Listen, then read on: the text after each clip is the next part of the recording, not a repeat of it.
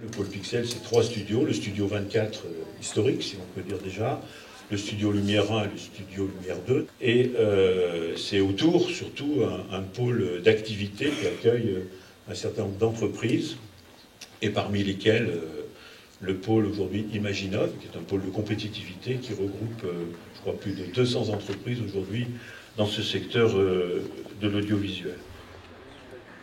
Au départ, il y avait les ateliers du TNP à proximité, puis Roger Planchon a voulu un studio pour faire du théâtre, c'était le studio 24, puis ensuite, dans le cas des activités cinéma, d'ouvrir ce studio au tournage de films.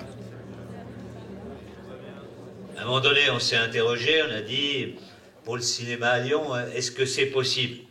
On avait un atout à l'ère du multimédia, c'est qu'ici, on avait un pôle jeux vidéo qui avait été extrêmement puissant, qui est encore puissant.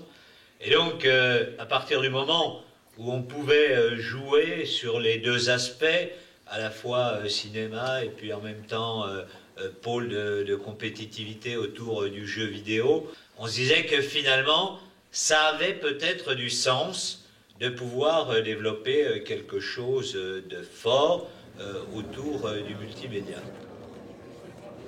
Donc Pixel aujourd'hui, c'est un projet immobilier, ça fait quand même 2200 m² de surface de plateau, et tout autour des bureaux, des espaces pour accueillir des entreprises. Et puis il y a un engagement, c'était que Pixel, ça soit un pôle image, c'est-à-dire qu'il y ait au moins 50-60% de l'ensemble des surfaces soit dédié aux activités de l'image, du son et des industries créatives. On est sur 25 à 30 entreprises implantées. Plus des équipements d'autres marques auprès de tous les grands studios de cinéma de par le monde. Il y a une vraie volonté au niveau de la région de redévelopper aussi toute la production. Un miracle qui existe depuis 2002. Oui, c'est un miracle.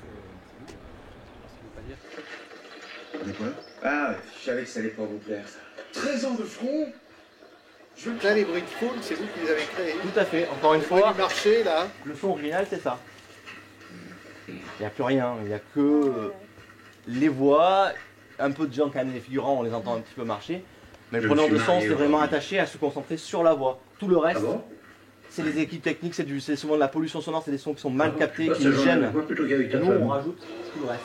Alors une réussite architecturale et puis une réussite économique aussi, avec les entreprises qui se sont installées, 250 emplois, et une réussite artistique puisque les studios tournent à plus de 70%, des films ici, des séries télévisées.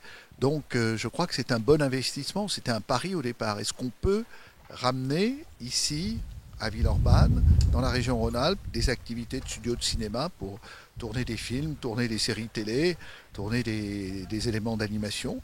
Et je crois que ce pari est en passe d'être gagné. Et là maintenant, ici, il y a une nouvelle vie, centrée sur le numérique, parce que ce sont les nouvelles technologies, mais aussi sur l'imagination.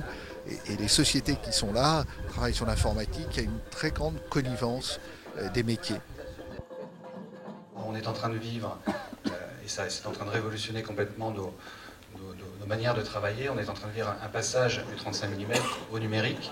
Et toute la problématique aujourd'hui de Pixel et d'un lieu comme celui-là, c'est d'être dans la course et d'accompagner ce passage.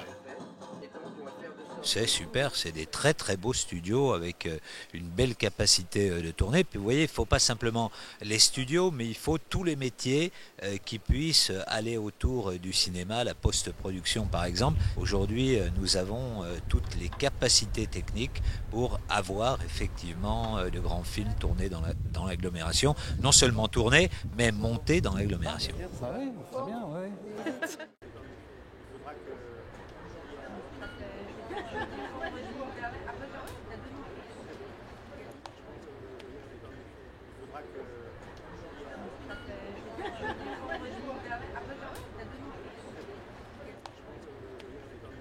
Faudra que